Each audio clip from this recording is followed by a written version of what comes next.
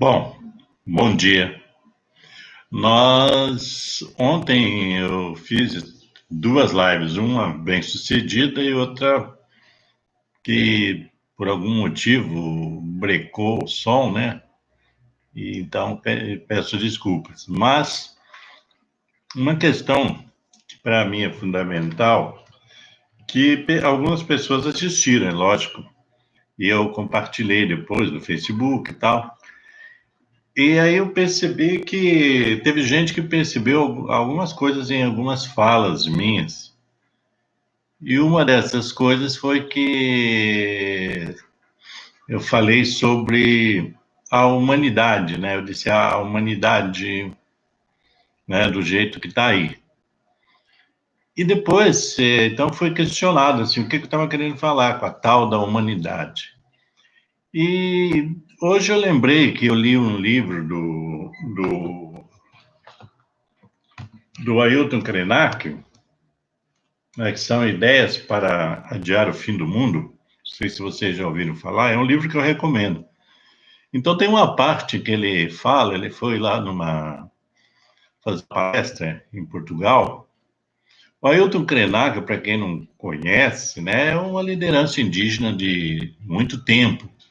Foi muito marcante a sua atuação no, na Constituinte, né? Na elaboração da Constituição, que está aí vigendo hoje, que muita gente hoje está tentando deturpar a Constituição, quer dizer, mudar as coisas que são boas, porque é interessante que sempre busca-se mudar aquilo que é bom, aquilo que protege algum bem, aquilo que protege algum setor da sociedade, e por aí vai. Então, tem uma parte do livro dele que eu vou ler para vocês, que diz o seguinte: a ideia de que os brancos europeus podiam sair colonizando o resto do mundo estava sustentada na premissa de que havia uma humanidade esclarecida que precisava ir ao encontro da humanidade obscurecida, trazendo-a para essa luz incrível.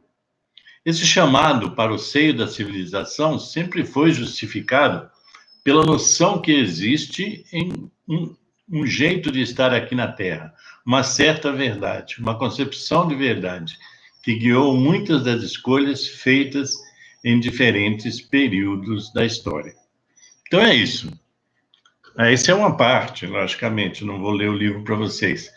Mas é interessante observar, então, que ontem eu falei, agora eu lembrei aqui, que nem me falaram sobre, falei sobre colonizadores e colonizados, essa ideia da elite branca, eles, eles agem, eles são os colonizados, eles agem de acordo com esse estereótipo, como se até hoje eles fossem superiores a os demais elementos do nosso país, né, da nossa comunidade brasileira.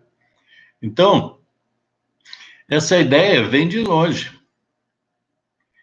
E não é só o Ailton que fala sobre esse assunto, existem outros pensadores que falam sobre isso e que nós demais.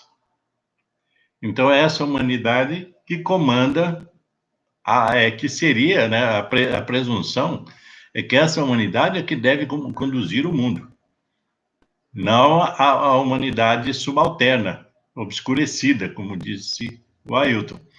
Então, vejam vocês que na verdade, é esse o sistema que nós vivemos, se diz esclarecido.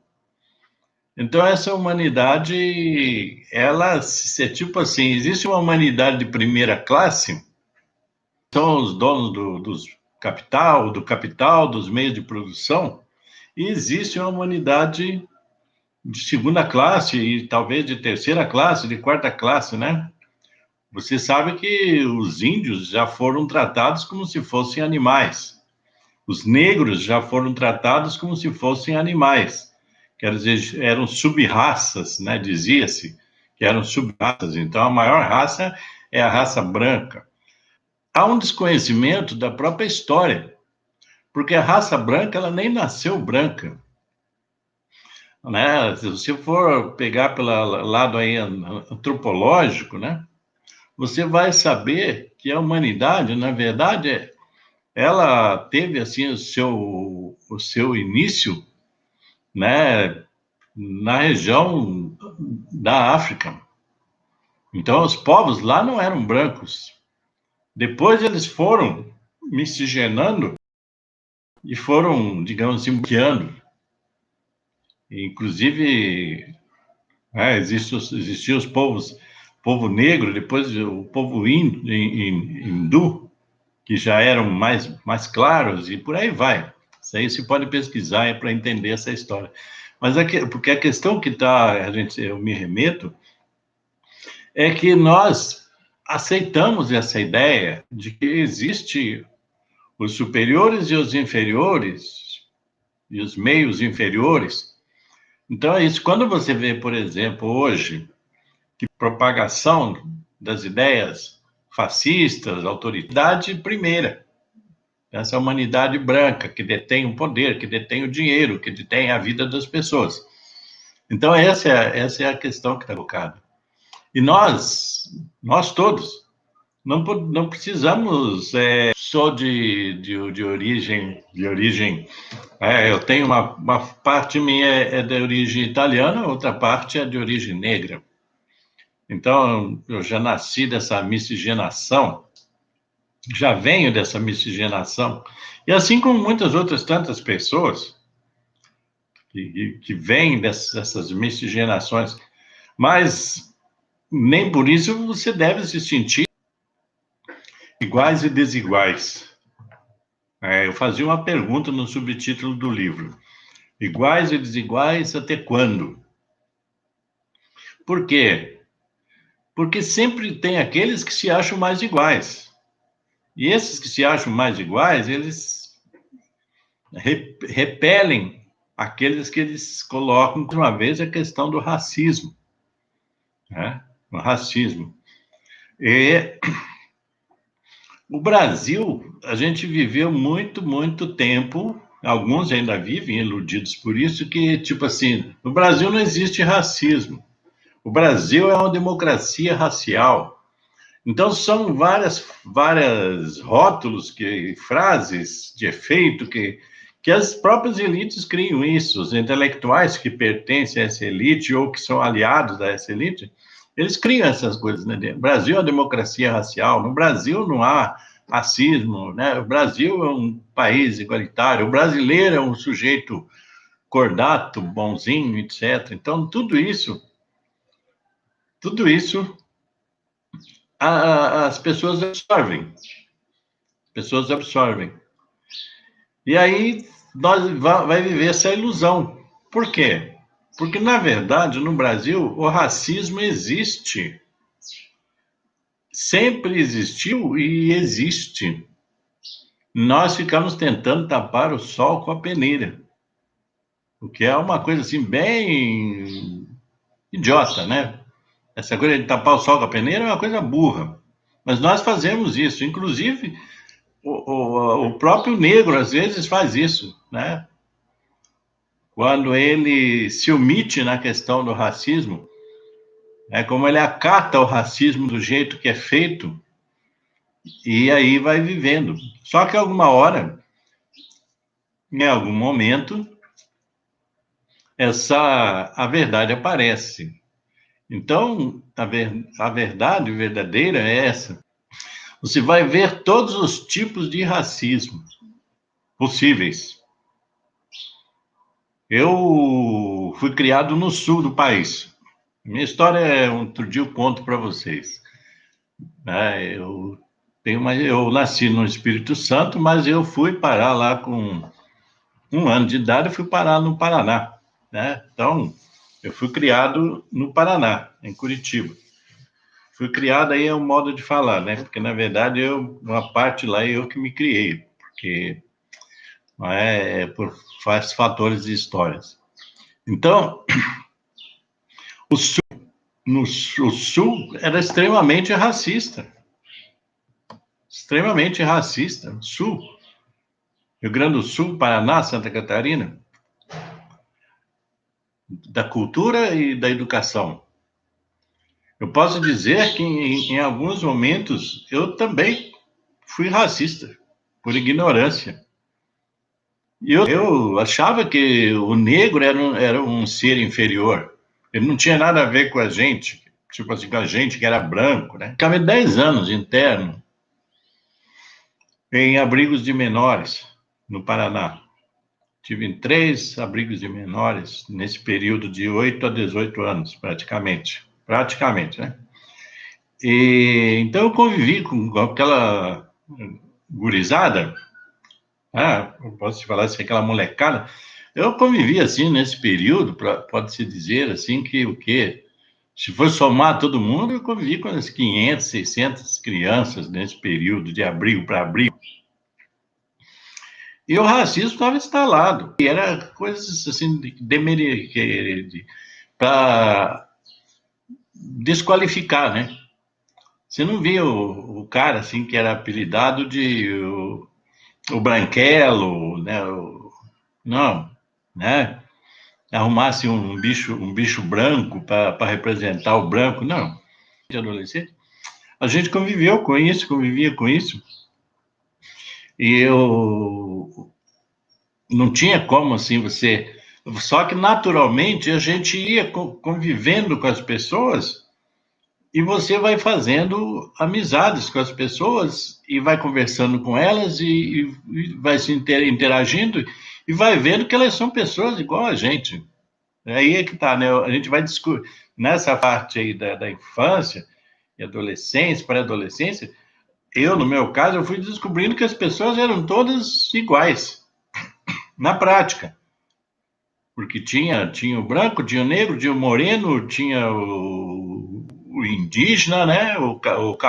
Lá no caso chamava de, né? Tinha o caboclo, né? Que era o sujeito que vinha mais da área rural.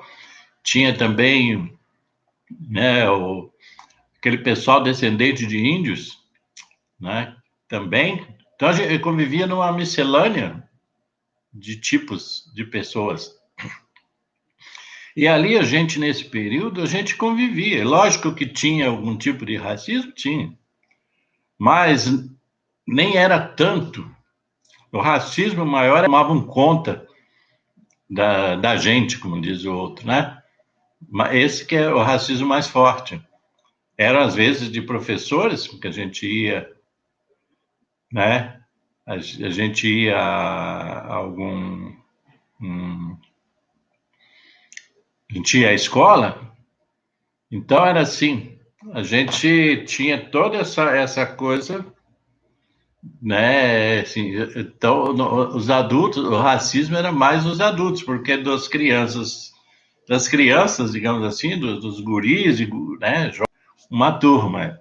E eu tinha uma turma que eu participava dela, que eram pessoas inteligentes, não eram delinquentes e tal, e dentro dessa turma, tipo assim, digamos assim, entre 10 pessoas, tinha 5, 6 negros.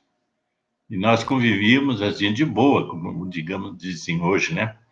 Então vejam vocês como é que funciona. Quer dizer, mas o racismo, ele sempre existiu. Pô, o racismo estava ali, o tempo todo. E porque não é só o racismo, e aí tem uma coisa, não é só o racismo contra o negro. Lógico, contra o negro é o mais forte, mas existe o racismo contra o indígena, né? Existe o racismo contra o chinês, os ditas brancas, né? E assim, os preconceitos e tudo mais, quer dizer, cria-se estereótipos, né? Tipo assim, índio é vagabundo, preto é ladrão, preto não presta, essas coisas todas. E isso vai sendo inculcado. E muito disso, na escola, por exemplo, aprende-se muito porque sempre que a história que é contada nas escolas, ela é contada do ponto de vista do colonizador. Então, os negros, eles são sempre colocados em posição de inferioridade. Sempre. Hoje em dia, por exemplo, existe uma corrente no Brasil, né, de idiotas que dizem que tipo assim, que os negacionistas que não houve escravidão no Brasil. Tá? Isso eu estou falando só do Brasil. Então você percebe aí que as coisas elas vão aparecendo de tempos em tempos e agora está na efervescência da, da a questão do racismo, ela está vindo porque é um momento de ebulição social, com fascista de um lado, nazista, neonazista de outro e autoritários de outro, etc. Gente assim totalmente, né, equivocada, né, com os valores humanos, etc. Então aí fica mais fica mais evidente. Se você pega a televisão dos anos 60, 70, né, você vai ver o negro como é que ele era tratado, né? Quer dizer, o negro era um cidadão de quinta categoria, entendeu? E essa humanidade que está colocada aí para nós, ela é a comunidade, é a humanidade que discrimina, que nega o direito das pessoas. Vamos pensar um pouco mais sobre isso. De que tipo de humanidade você pertence? Deixa aí para você essa pergunta, tá ok? Fica assim, então, um bom dia para você e até breve.